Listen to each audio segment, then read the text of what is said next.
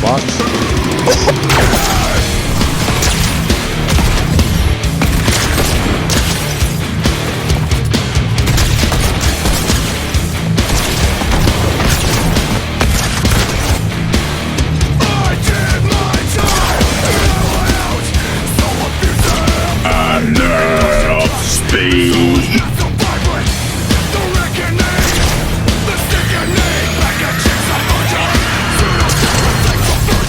I shot 5 guys in my mouth. Chapter 6 is easily one of the most overhated chapters we've ever seen.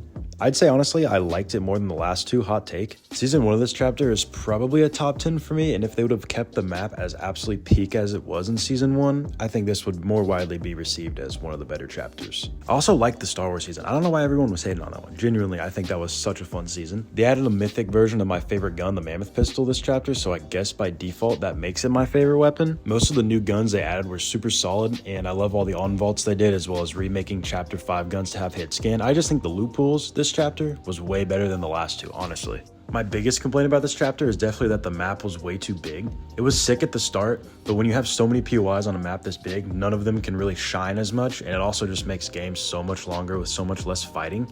And speaking on the map, I think the theming of seasons needs to be more consistent. Think about Chapter 3, how even though each season had a very distinct, different feel, different updates, different theme, they all followed the same storyline, and so even though they were all different, they all made sense. It felt like the seasons actually had a reason to be there. What they've been doing the last few chapters is kind of just throwing random themes at a map, and then when you have a map like this map where it starts out as a Japanese theme, and then you immediately throw a gold mine in Las Vegas City onto the map, it just doesn't make sense. It doesn't feel right, and whatever storyline you come up with to try and make up for that just isn't going to fit like it used to when you had a consistent storyline and centered the updates around that, not the other way around. I'd probably give this chapter like a 7.5, 8 out of 10. There definitely wasn't any bad seasons. I'd say that Lawless and the Super seasons were definitely like a little bit boring and not super unique, but other than that, pretty much all these seasons hit and made good updates throughout them to improve them. I mean, I literally switched from 4,000 hours on controller to keyboard and mouse this chapter and still managed to have fun going back and forth between those. So clearly they're doing something right. But unfortunately, it did follow the predictable and almost stale pattern of Fortnite from the last 3 chapters.